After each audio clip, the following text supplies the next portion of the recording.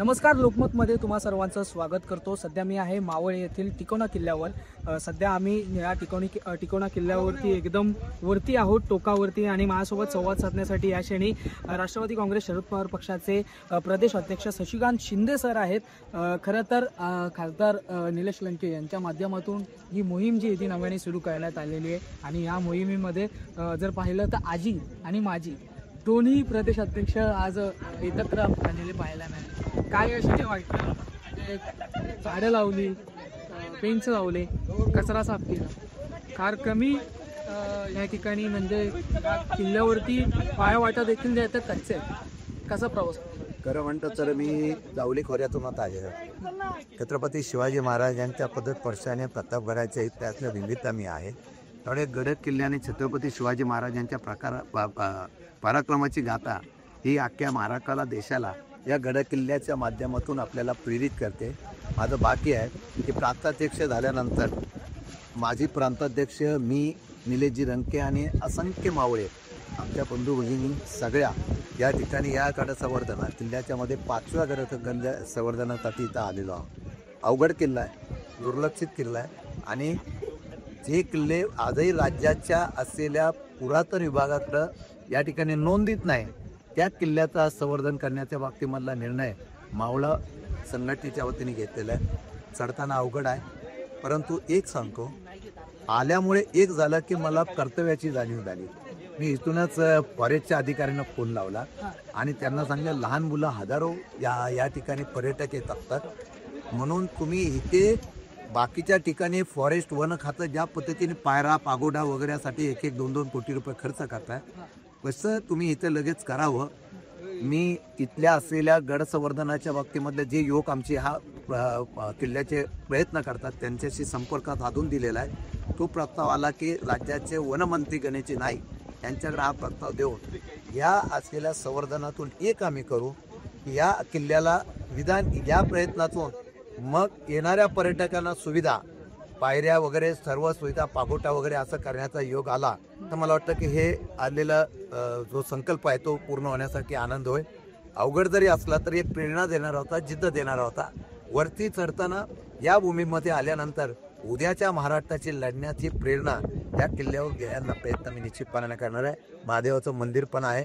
छत्रपती शिवाजी महाराजांनी रायरेश्वरावर या शिवराज्याभिषेकाची शपथ घेतली आणि महादेवच्या मंदिराच्या इथं आम्ही महाराष्ट्राची छत्रपती शिवाजी महाराजांचा 18 पगड जातीचा महाराष्ट्र उभा करण्यासाठी आम्ही निश्चितपणाने शपथ घेण्याचा प्रयत्न करू। ज्या पद्धतीने तुम्ही सांगितलं की पुरातन विभागाच्या ह्याच्यामध्ये देखील किल्ल्याची नोंद नाही आहे, म्हणजे 400 वर्ष झाली, 400 वर्षानंतर युनेस्कोला ते आलं की महाराजांचे काही 12 किल्ले आहेत त्यांची आता नोंद करून घ्यावी, परंतु पुरातन विभागाला देखील भारताच्या अजून हे समजले नाही आहे की आपल्या राज्यामध्ये असा एक किल्ला आहे आणि अत्यंत खडतळत प्रवास असं तुम्ही म्हणाला। परंतु ह्याच खडतर प्रवासामध्ये जर पाहिलं तर बाजूला हिंट्स देखील नाही, बाजूला हँडल्स देखील नाही आहेत। जर चढा चाललेला तर एखादा लहान मूळ किंवा एखादा युवक असं जर त्याचं हे असेल, एक पॅशन असेल की गड किल्ले संवर्धन करावं, गड किल्ले चढावे, महाराजांचा इतिहास जाणून घ्यावा, परंतु एखाद्या वेळेस वादळ जास्त आलं, पाऊस आत्ता देखील पडत आहे, काही अनावधानाने काही वेगळी गोष्ट घडली तर याला जबाबदार पण? हे खरी गोष्ट आहे। तर म्हणतात यातून झालेला आहे। मला वाटतं नाशिकचा सुद्धा किल्ला तशाच पद्धतीने ह्या लोकांनी संवर्धनाचा विषय घेतलेला आहे। मी असं करणार आहे, लंके साहेब केंद्रामध्ये आहे, मी आणि जयंत पाटील साहेब विधान परिषदेमध्ये, ठीक आहे। आता कालचं अधिवेशन झालेलं आहे, परंतु आमच्या मावळा संघटनेच्या वतीने जे किल्ल्यांना काय काय आवश्यक आहे ते राज्य सरकारकडे पोहोचवण्याचं काम आम्ही एक दूत म्हणून करू। आणि मला वाटतं की राज्य सरकारला पुढच्या वेळेला बजेटमध्ये तरतूद करताना तुम्ही कुठेही तरतूद करा, रस्त्या, पाण्यासाठी, मेट्रोसाठी, बुलेट ट्रेनसाठी कुठेही करा, महाराजांचा इतिहास पुसला नाही पाहिजे। जर बजेटला वेगळी तरतूद गड किल्ल्यासाठी करण्यासाठी आम्ही प्रयत्न करू, असा मी निश्चितपणाने या ठिकाणी ग्वाही देतो। हे काय भाषण नाही, परंतु कर्तव्याची जाणीव जेव्हा माझ्यासारख्या कार्यकर्त्याला होते तर मी 100% ते कर्तव्य पार पाडण्याचा प्रयत्न करेन। वेळ पडलं तर आशिष शेलारांकडे मला वाटतं तो विभाग पण आहे आणि चांगले मंत्री म्हणून ते काम करतात, त्यांच्याही निदर्शनास आणू आणि त्यांच्या माध्यमातून सरकारकडून या ठिकाणी ही काळजी घेण्याचा प्रयत्न करू। काही दिवसांनी आपल्या माध्यमातून राज्यभरामध्ये दौरे देखील केले जाणार आहेत। त्या दौऱ्यांमध्ये असे जर गड किल्ले असतील तर त्यांच्या संदर्भात काही ठोस निर्णय घ्यावा ही सरकारला आपण सांगाल किंवा मुख्यमंत्र्यांची स्वतः भेट घेऊन काय नाही, हे काम आता मावळा प्रतिष्ठान करत आहे. माझ्या माहितीप्रमाणे आज आम्ही आल्यानंतर काय आम्हाला इथे कमतरता दिसल्या, त्रुटी दिसल्या, त्या त्रुटी दूर करण्याचा प्रयत्न करण्यासाठी मी स्वतः लटके साहेबांशी बोलेन. या संघटनेचे जे अध्यक्ष आहेत त्यांच्याकडून निवेदन घेईल. मी एक बैठक पहिली मी आशिष शेलारांच्या बरोबर पुरातन विभागाचे आहे त्यांच्याशी लावू आणि मग त्यांच्याबरोबर बैठक झाल्यानंतर मग काय करायचं पुढे त्याची धोरणं ठरवू. काय करायचं पुढ्याची धोरणं तू त्यामध्ये जर आपण पाहिलं तर राज्यभरामध्ये असे गड किल्ले किंवा राजकारण ठीक आहे. तर त्या राजकारणामध्ये वारंवार छत्रपती शिवाजी महाराज आणि हिंदू हा शब्द जो आहे तो वापरला जातो. आपल्यावरती आलेला काय सांगाल नेमकी हिंदूंची व्याख्या काय? शिवप्रेमींची आहे. मला हेच तर मी या संवर्धन प्रक्रियेमध्ये आला. बरेच मुस्लिम तरुण सुच त्यांना धर्म नाही आहे, त्यांना शिवाजी महाराजांचा असलेला तूट प्रेम अभिमान आहे. या छत्रपतींनी महाराष्ट्रातल्या 18 पगड जातीच्या लोकांना एकत्रित करून महाराष्ट्राचा हा भगवा झेंडा दिल्लीच्या तख्तापर्यंत तोच इतिहास मराठ्यांनी अनेक वर्ष दिल्लीवर राज्य करून छत्रपतीचा तोटा.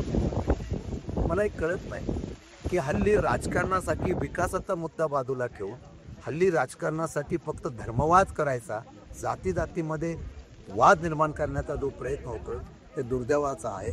तर मला वाटतं की हे जर फार काळ टिकेल असं वाटत नाही. शेवटी स्वाभिमानी महाराष्ट्रातली जनता आहे, ती जर बघितलं तर लोकसभेला आपण बघितलं तर त्यांनी आपला पद्धतीने स्वाभिमान दाखवला. देशात काय घडतंय, त्याच्या राज्यात काय घडतंय त्यांनी दाखवले. विधानसभेला जेव्हा आई तिथली ते सावध झाली, दबाव बळकटी जबरदस्ती करून सरकार आणण्यासाठी हातखंडे सगळे वापरले गेले. त्यात सर्वात दुर्दैव व्हायचं आहे की धर्माचा वाद निर्माण केला गेला, जाती जातीमध्ये तेढ निर्माण केली आणि ते जाणीवपूर्वक केली.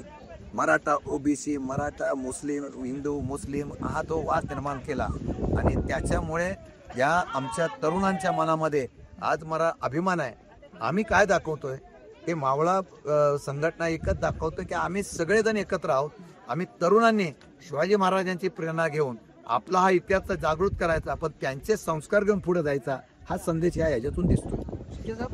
एक वेगळा प्रश्न होता मावळमध्ये जर आजचा जरी आपण खाली पाहिलं तर शेती दिसते, परंतु राज्याची पोषपित्रेची म्हणजे सत्तेची जी कृती होती तीच चालू होता. बावीसमध्ये रफिक होताना सांगतो विथआउट वेट टाकताच वाटत द्वारे आमदार आहेत रोहित पवारांनी ते ट्विट केलं. नंतर ते ट्विट संपूर्ण व्हायरल झालं, तो व्हिडिओ व्हायरल झाला. त्यांच्या माध्यमातून वारंवार एकच सांगण्यात येत आहे की मी ते रमी खेळतच नव्हतो, मी ॲड स्किप करत होतो. म्हणजे त्यांनी ते आरोप बांधलेच केलेले आहे. परंतु सरकार काय यावरती कारवाई करेल आपल्याला वाटतंय. आपण काय अशी मागणी करणार आहात? आमच्या पक्षाने आम्ही सगळ्यांनी, रोहित पवार असतील, मी सगळ्यांनी मागणी केली, सुप्रियाताई सगळ्यांनी आम्ही मागणी केलेली आहे. जे मंत्री गांभीर्याने घेत नसेल, शेतकऱ्यांच्या बद्दल शेतकऱ्यांच्या बद्दल चुकीचं विधान करतात आणि त्याच पद्धतीने ते म्हणतात, काय म्हणाले की मी विधानसभा विधान परिषदेचं जे आहे ते कामकाज जोडत होतो, त्यासाठी मोबाईल मागितला. अरे समोर एवढा आयपॅड विधिमंडळामध्ये लावलेला आहे, तिथून लगेच विधानसभेचं विधान परिषद कामकाज दिसतं नाही. बरं, मी काल म्हणालो नक्की स्पीकचा एक्का बघत होते का बदामचा एक्का बघत होते, त्यांनी सांगायला पाहिजे. परंतु ते म्हणले मला रम्मीच खेळता येत नाही. आता एवढं सरळ स्पष्ट दिसत असताना जर मंत्री अशा प्रकारे बोलत आहेत आणि काल तर त्यांनी सांगितलं की माझं मंत्रिपद राहावं म्हणून शनी महाराजांना साकडे धाडायला लागलं. माझा आता या जनतेच्या वतीने मुख्यमंत्र्यांना साकडं आहे की आता असे वादग्रस्त मंत्री सरकारची आणि महाराष्ट्राची प्रतिमा बदनाम करतायत, त्यांना आपण घरी बसवणंच गरजेचं आहे. हेच नव्हे, अनेक मंत्री आहेत. आमदारचा दुसरा प्रश्न तोच होता. अनेक मंत्री आहेत, अनेक आमदार आहेत, त्यांच्या म्हणजे मंत्रिपदावरची कुठेतरी तांती तलवार आहे असं म्हणू शकतो का? आपल्याला असं वाटतंय का की हे सरकार या गोष्टी म्हणजे या ज्या घडलेल्या गोष्टी आहेत सभागृह म्हणजे असं आहे, बहुमत स्पष्ट असताना मुख्यमंत्री का पक्षाची महायुतीची का सरकारची प्रतिमा मलिन करतायत? भीतीच नाही कोणाला. टावेलवर आमदार मारामारी करतोय, परत बोलतो मी फ्रीस्टाईल करायला तयार आहे, पैशाची बॅग पेटते. कोणाला कोणाची भीती नाही, कोण मंत्री कशाही बेतालपणाने बोलतोय. सरकार म्हणून लोकांना अपेक्षित असेल असं सरकार विधिमंडळ आम्हाला काढून मारी प्रकार आलाय. याच्या पुढे कधी होतं का? सरकार नव्हते, महाविकास आघाडीची होती, सगळी होती.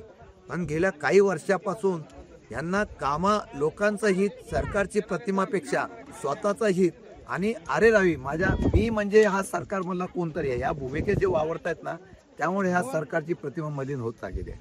आज गड किल्ल्यांचं संवर्धन करावं यासाठी आपण किल्ल्यावरती आलो.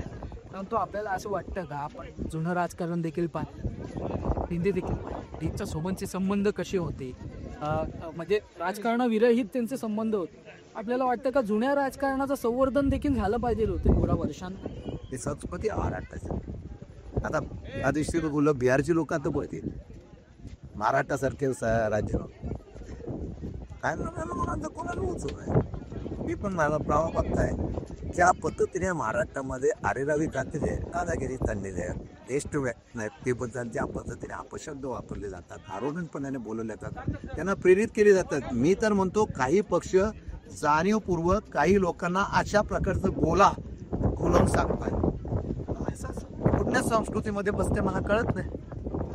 मक्काची क्रांती तर का आज एक कॉमेडी आहे ते कलाकारच म्हणू शकतो त्याला. आणि आमदार होत्या शिवसेना होत्या वाद आणि हक्क बक्षीस सुषमा अंधारे यांच्यावरती हक्कभंगाची कारवाई केली. कुंदल कामरांनी ट्विट करून त्यात सांगितलं की सूडबुद्धीने ही कारवाई केली तिथली सरकार वापस.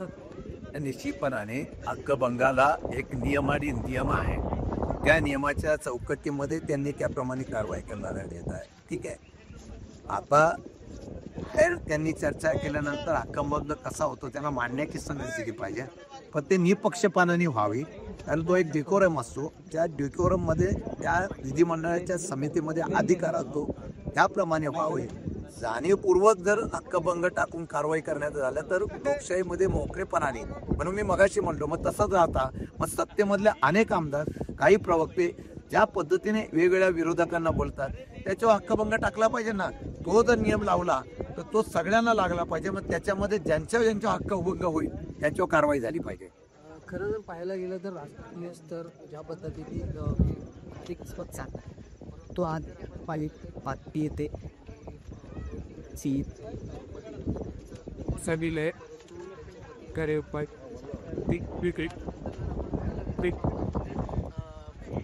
ही पोरगी थेट आवाज येताना आपल्याला स्वतः येतो काय नाही त्याचा त्या म्हणून काय दुःख होते की एखाद्या आरोपाची कदरी मर्यादा असा, एखाद्या आरोपाला त्यानंतर त्याच्या कुटुंबाला जी यातना भोगावं लागतात त्याचं दुःख हे त्यांना कळत नसतं. एखादा खून होतो तो कुटुंब कशा पद्धतीने पुढे वाटचाल करत. आता या हानी ट्रॅपचा चर्चा सातत्याने होते, वेगवेगळ्या प्रकारच्या चर्चा होतात. आता रोहिणीताईंच्या बाबतीत ते एकूण खर्च लागते ते दिसलेले येते, त्यांना अशा प्रकारचा बदनाम करण्याचा प्रयत्न होणार म्हणजे आता राजकारणात आता खरं म्हणतात तर अवघड. अगदी शेवटचा प्रश्न ऑक्टोबर प्रेरणा वाफिओस होता त्यांच्या भेटीला राजपत्रिक काय वाटतं येणाऱ्या काळामध्ये महाविकास आघाडीमध्ये निमंत्रण द्याल राज ठाकरे? खरं म्हटलं तर आता मी एवढंच सांगेल तुमच्या माध्यमातून, उद्धवजी ठाकरे हे यांचा प्रमुख आहे शिवसेनेचे, त्यांना या गड किल्ल्यावर आल्यावर करा मनापासून वाढदिवस शुभेच्छा देतो. खरं म्हणतात तर शिवसेना प्रमुख सर्वश्री बाळासाहेब ठाकरे त्यांनी महाराष्ट्र मुंबई मराठी मान याच्यावर पद्धतीने अस्तित्व या पद्धतीने स्वाभिमानाने सोडलं तो तुम्हाला तांदा आहे. या ठिकाणी दोघी कविता लढण्याची जिद्द असावं लागते. मला वाटतं की महायुतीच्या भाजपबरोबर आणि पक्ष एकत्र काम केल्यानं स्वाभिमानासाठी जो माणूस बराबर लढतो त्याला निश्चितपणाने शुभेच्छा दिल्या पाहिजेत. आणि मला वाटतं दोघं एकत्र असतील पुढे काय होणार तर मताची विभाजने न होता महानगरपालिकेपासून सगळीकडे यश मिळत असेल त्यांनी विचार करता त्याला विरोध नाही प्रश्न येईल नाही. त्यांनी पुढे काय करायचं ठरवला वरिष्ठ बसून आम्ही निर्णय नक्कीच आपल्या